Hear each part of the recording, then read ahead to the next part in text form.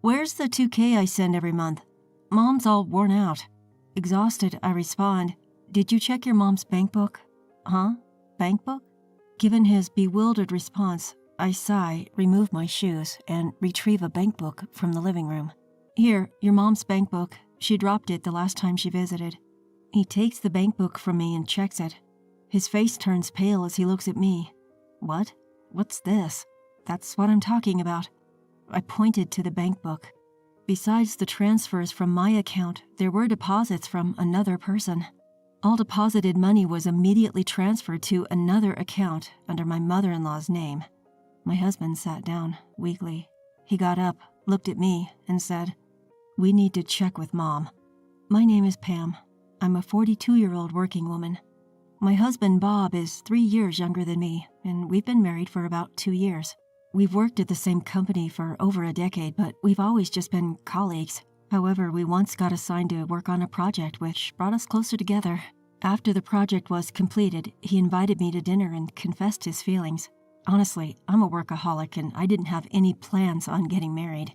I did date when I was younger, but my work-first attitude always led to breakups. When I turned 35, I figured I was fine not getting married.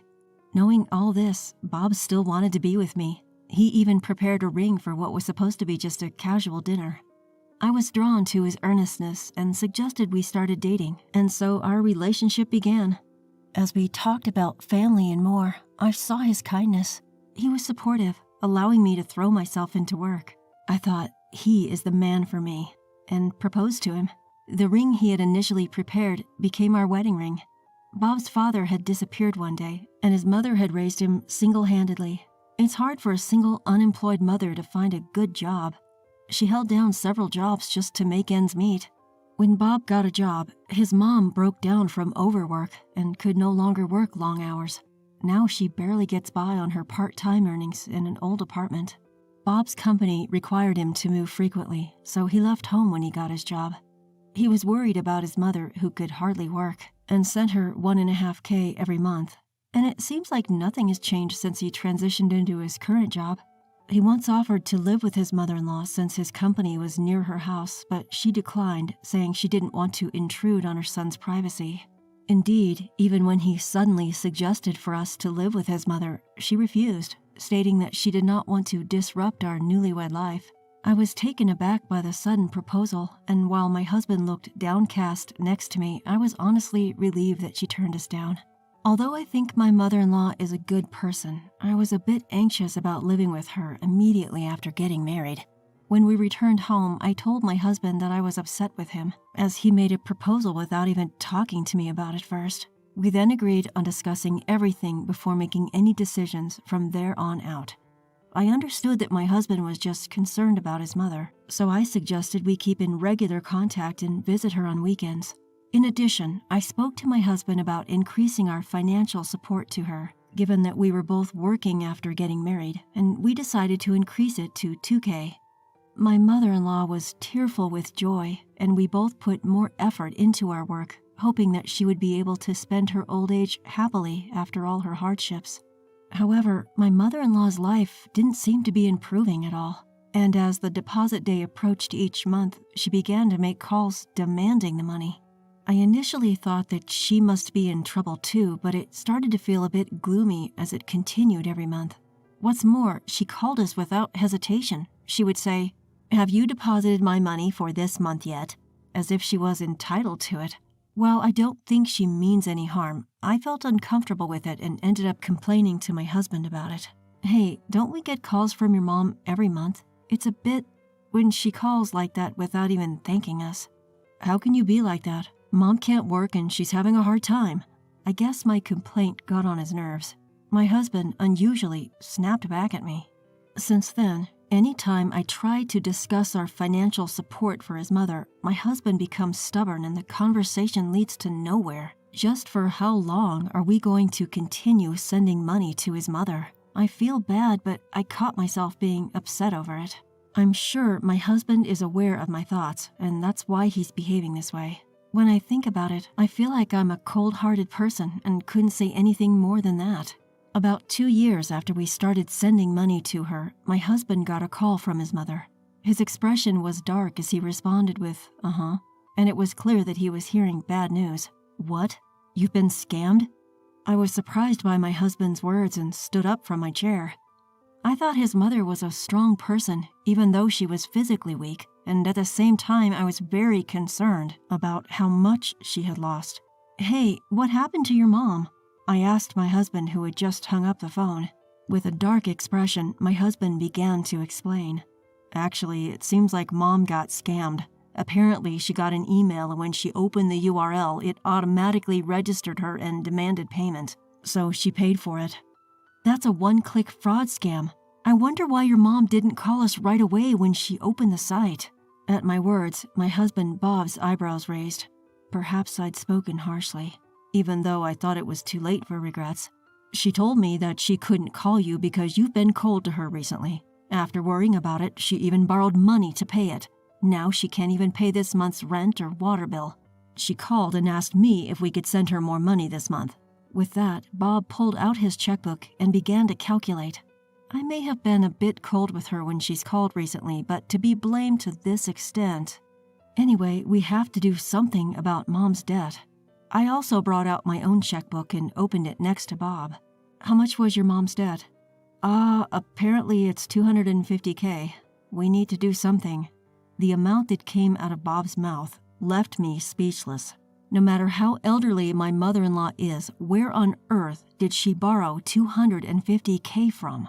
She doesn't even own a house, so there's no way a bank would lend her such a large amount. If that's the case, she might have borrowed it from a sketchy source. I decided then and told Bob, "Let's pay back the debt in one installment." Bob looked at me with a start. He probably didn't expect me to suggest that. Looking into his eyes, I continued, "Because honestly, if you think about who would lend your mom such a large amount of money immediately, I can only think of non-bank lenders. If we don't pay it back quickly, the interest will just inflate the amount." Bob nodded several times as if he understood. Thankfully, having lived frugally with little desire for material possessions and having been single for a long time, we had a substantial savings. Since Bob had also saved up a decent amount, we decided to split the repayment between us. Bob thanked me many times, bowing his head. When I contacted my mother-in-law about the repayment, she thanked me over and over again on the other end of the phone. I heard her sniffling a few times, so she may have been crying. Although it's a large sum, at least we could pay back the debt for now, and she's promised to always consult us in the future, so let's let bygones be bygones. Even though I thought that, there was something that didn't quite add up. When my husband brought the money to his mother, she never revealed where she'd borrowed it. He kept saying, "Since we're the ones providing the money, we should know where it's coming from." But all she would say was, "I've forgotten the name of the company I borrowed from, but they'll come directly to collect the money, so it's okay. Thank you." He wondered, is she starting to lose her memory? Looking worried, he suggested we should take her to the hospital together sometime. However, she absolutely hates hospitals, so she stubbornly refused to go. That's why we had to plan on how to get her to go to the hospital. Around the time we'd mostly worked out the plan to take my mother-in-law to the hospital, a call came through to my husband's cell phone. The caller was Alyssa, my mother-in-law's sister, who lives in a far-off place. "Hello, Bob. It's been a while. Can we talk?" "Hello, Aunt Alyssa. It's been a long time. Yes. What's the matter?" Alyssa is my mother-in-law's older sister. She's a very responsible woman who married into a landowning family and now actively takes part in their business. She dislikes dishonesty and can be stern, but she's also very kind to her nephew Bob and me, his wife. "Your mother called and asked me if she could borrow some money. Are you sending her enough each month? She seems to be struggling to pay her electric bills." We were shocked. We always make sure to send money each month and had just paid off her debt. We thanked Alyssa, then hurriedly called my mother-in-law and brought her to our house. She arrived in a disheveled state, wearing an old t-shirt, looking like she was clearly struggling financially. "Mom, why did you ask Alyssa for money without telling us?" "I didn't ask for any money. She just asked how I was doing, so I told her that I'm not as well off as you guys, but I'm getting by."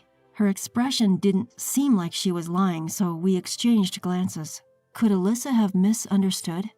Maybe her complaining sounded like a plea for help. We reassured Alyssa that we were sending money to her every month. Mom, do you have other debts? Should we increase the amount we're sending? Well, she isn't really saying anything. Let's check her income and expenses next time. She might have entered into some contract we don't know about. Let's decide about increasing her support funds after that. My husband agreed with a nod. I put our checkbook, which was still out, back into the drawer, then finished up the rest of the housework. A few days later, I had to work on my day off, so we decided my husband would go to his mother's house alone. I asked him to casually bring up the topic of going to the hospital with her, then headed to work. I was swamped with troubleshooting at work, so much so that I didn't have time for lunch, but I managed to text my husband asking, "How's your mother doing?" I noticed a missed call from my husband in the evening on my way home from work. Judging by the lack of any accompanying message, I figured it must be something he wanted to discuss in person. With that in mind, I texted back, "On my way, home in 10, and hurried back. "I'm home." As I opened the front door and announced my arrival, my husband was there, standing in the foyer, his face beet red. "Sorry I couldn't take your call. How was your mother?" At my words, my husband's face went even redder, and he yelled at me. "Where's the $2,000 I send every month? Mom's all worn out." Feeling foggy from fatigue, I only managed to ask, "Did you check her bank book?" "Huh? Bank book?" My husband looked taken aback. I sighed, took off my shoes, and fetched a bank book from the living room. "Here, this is her bank book. She dropped it the last time she was here." My husband took the bank book from me and looked through it. His face went pale, and he looked up at me. "What? What is this?" "Well, that's what I'm trying to tell you." I pointed to the bank book as I explained.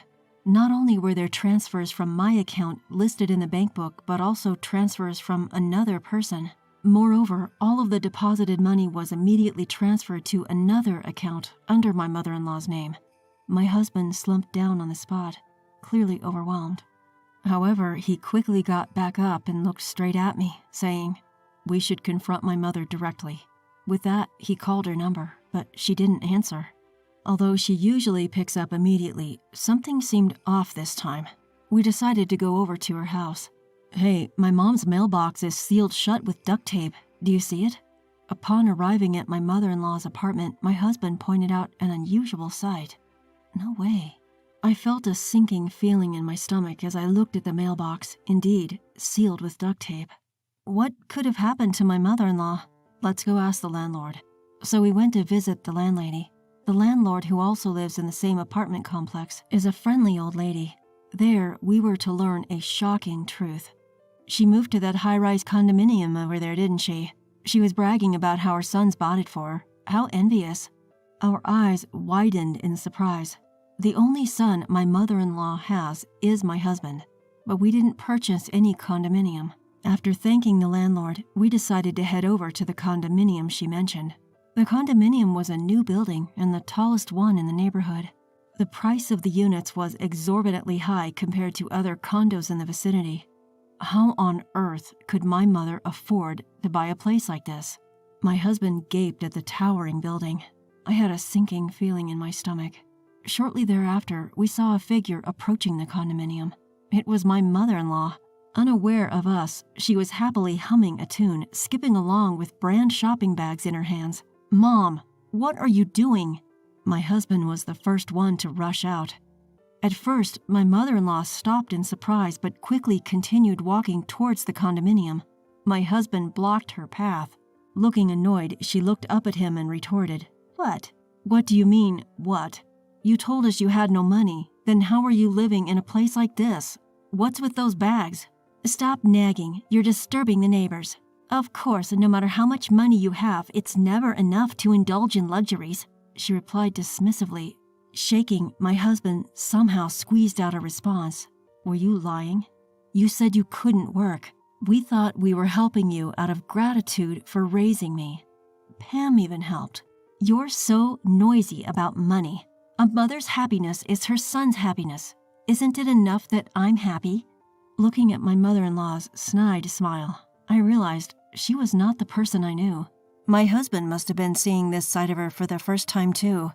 He stood beside me, his face pale. My mother-in-law brushed past my stunned husband and with a casual, "See ya," disappeared inside. My husband just stood there, dumbfounded. The realization that his mother, who he had cherished so much, had betrayed him was just too much to bear. I could sense his shock, and it felt like my chest was being crushed. I looked at my husband's hand and suggested, "Let's get back at her." He was taken aback at first, but after a moment, he nodded in agreement. From then on, we started planning our strategy. First, we decided to stop sending her money and begin tracking where her money was coming from. To our surprise, when we hired a detective to investigate around my mother-in-law, we discovered that she was receiving a steady sum of money each month from a certain individual. We got in touch with this person and informed him about my mother-in-law's situation. 2 weeks later, my mother-in-law called my husband. "Hey, what are you meddling in?" My mother-in-law's shouting voice came through the phone loud enough for me to hear. With a sigh, my husband responded matter-of-factly, "What do you mean by meddling? You told us that Dad found another woman and left. You told us that you couldn't get in touch with him. All lies. We heard everything from Dad." The person we contacted turned out to be my husband's father, in other words, my father-in-law. My husband and I had been told that my father-in-law was a womanizer who left for another woman and didn't even know where he was, but it turned out he was living in his ancestral home far away. The reason for the divorce was my mother-in-law's gambling problem and embezzlement. The moment my father-in-law said he was taking over the family farming business, she had brought up divorce, and he readily agreed. He had actually intended to take my husband with him, but my mother-in-law had taken him and disappeared. When he finally found where my mother-in-law and husband were, he was told that my husband despised him and didn't want to see him. Thus, to fulfill his duty as a father, he had been sending money ever since. She lied that we were living together, even after I became an adult, and kept demanding money from Dad. Dad was shocked. We told Dad he doesn't need to pay her anymore. Even the money he paid after I was of age, he doesn't need to ask for it back, but he should never get involved with you ever again. I could hear my mother-in-law mutter weakly, "That can't be." My husband dealt her another blow with his icy voice. "We won't be sending you money anymore either. We're going to move too, so we don't want to see you again." "How can you say that? What am I supposed to do about my living expenses? You need to repay me for the effort I put into raising you." My mother-in-law's shrill voice echoed out from the phone. With another sigh, my husband responded stoically, "I think I've repaid enough for being raised. I've been using my entire bonus for your expenses for over 15 years since I started working. From now on, I'm going to use it for my own family."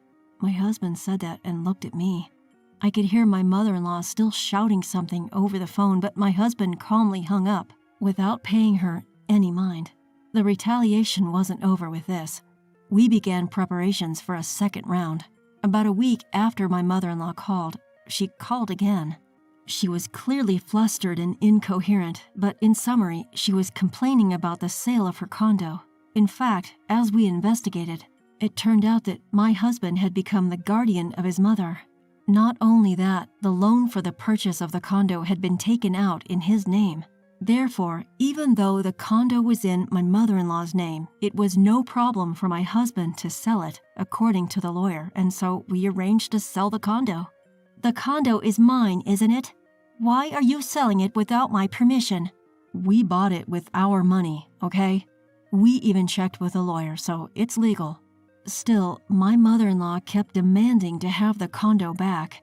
Each time, my husband reiterated that a buyer had been found and that the sale proceeds were our money. Still, my mother-in-law was far from satisfied, and from the other end of the phone, we could hear her harsh words. Unable to stand it any longer, I took over the phone from my husband. "Hello, mother-in-law. Please, stop being so stubborn. You're causing too much problems for us. The one who's in trouble is me. How dare you, Pam? I thought you were wealthy, since you're older than my son, which is why I approved of you marrying Bob in the first place. But oh my lord, you're nothing but a god of pestilence." As soon as my mother-in-law shouted that, I burst into laughter. Perhaps she never expected me to laugh. My mother-in-law, who had been so loud, fell silent. I continued the conversation while laughing. "Mother-in-law, you're too careless. Setting up your son as a guardian and making him the debtor of the loan is like asking him to sell it. You're really clumsy, aren't you? Anyway, now that we can get our money back, we're just hoping we don't have to deal with you anymore." Ignoring my mother-in-law's, "Wait, hold on," on the other end of the phone, I hung up. My husband, who had been nervously watching, seemed to relax a bit when I smiled at him. 2 weeks later, my mother-in-law safely moved out of the condo, and we were informed that a new buyer had moved in. We breathed a sigh of relief when we confirmed that the sale proceeds had been successfully transferred to my husband's bank account. By the way, we felt bad about her becoming homeless, so as a severance payment, we rented the same room in the old apartment for her. So my mother-in-law's new home is her old apartment. The landlord is a nice lady but loves to gossip, so she'll probably spread all sorts of rumors. But our retaliation doesn't end here. In fact, we had another plan in progress. It was carried out as my mother-in-law moved back into her old apartment. My husband's phone fell silent after an hour of non-stop ringing. And then, about 2 hours later, one person called my husband's phone. "Hello? Yes, thank you. We appreciate your help." After my husband hung up the phone with those words, he let out a deep sigh. Then he gave me a thumbs up, a signal for all good. The person he was on the phone with was my mother-in-law's sister, Alyssa. Once we found out about my mother-in-law's incident, we immediately reached out to Alyssa. She was outraged when she learned about everything and even introduced us to a lawyer. Furthermore, she decided to keep an eye on our old apartment after we moved back. My sister may be a handful, but she used to be a sweetheart. It hurt a bit to see her like this, but after our plan was executed, Alyssa advised us to cut ties and live our lives happily. We decided to take her advice. On the day of the move, my mother-in-law did not lift a finger, even when the movers showed up. That's when Alyssa stepped in. She forcefully made my mother-in-law pack up amidst her protests. "You're all tricking my sister. I'm the victim here." Alyssa, frustrated but determined, forced her sister to return to her old apartment. Upon arrival, my mother-in-law naturally resisted, but when Alyssa threatened to ask for an immediate refund of the money she had lent, my mother-in-law reluctantly obeyed. In fact, my mother-in-law had been extorting not only my husband and me, but Alyssa as well for a large amount of money. Alyssa, not knowing any of this, had been helping her, thinking about the struggles her sister had to go through while raising her son all by herself. It's unforgivable that my mother-in-law tricked such a kind-hearted woman. Alyssa, however, has no intention of letting my mother-in-law keep the money she had lent. It seems she's made arrangements for my mother-in-law to repay her from her monthly paycheck. The amount of aid my mother-in-law received from Alyssa was considerable. It's such a hefty sum that it's doubtful whether she could repay it even if she worked her whole life. However, my mother-in-law has hardly ever worked, and even part-time jobs are hard to come by. Even when she does manage to land a job, she quits before long. Alyssa always pushes her to get back out there. Eventually, my mother-in-law ended up working part-time daily at a store owned by one of Alyssa's friends. My mother-in-law had lied about being frail and sickly, but an enforced visit to the hospital proved there was nothing wrong with her. She was told to work as much as possible.